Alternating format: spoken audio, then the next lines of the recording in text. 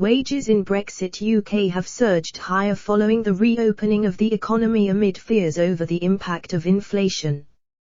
The latest labour market figures from the Office for National Statistics, ONS, revealed that total earnings, including bonuses, rose by 8.8% for the 3 months to June against the same period last year.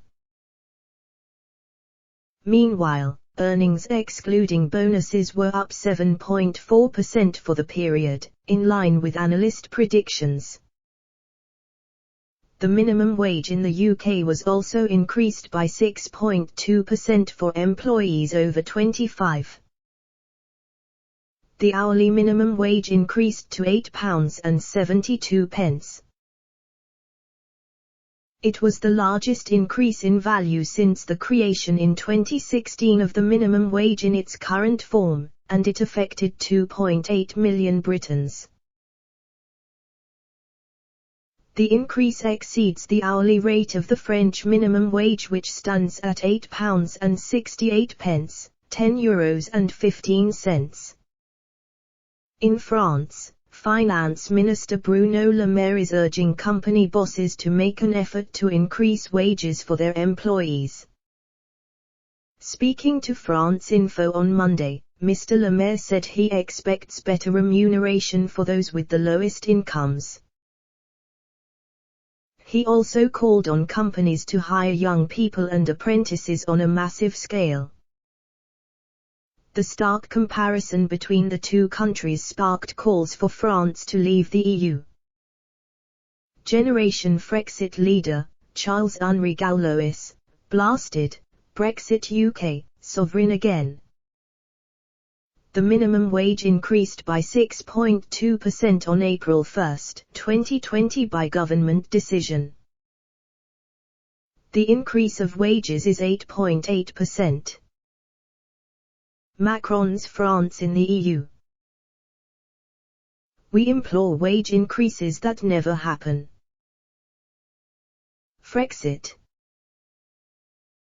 Bank of England Governor Andrew Bailey recently highlighted wage increases as one factor that could lead to longer-term inflation rises, although he suggested hikes could subdue as the pandemic comes to an end.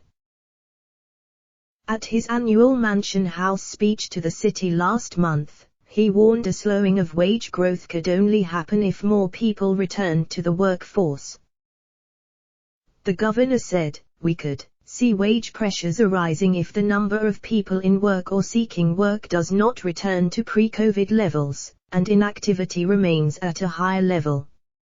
A return of labor supply is therefore important." However, industry analysts said on Tuesday that the leap in wages is unlikely to concern the Bank of England's Monetary Policy Committee, MPC, yet. The ONS said the rise in earnings was particularly high as many people who had been receiving furlough payments during the 3-month period last year were now receiving full pay. UK RSM economist Tom Pugh said, "At first glance, the surge in headline pay growth to 8.8% is another reason for the Bank of England to start raising interest rates next year, but headline pay has been inflated by base and compositional effects." What's more, payroll data suggests there were about 200,000 fewer people in employment in July than before the pandemic. As such, there is enough slack in the labor market to prevent wage growth concerning the MPC.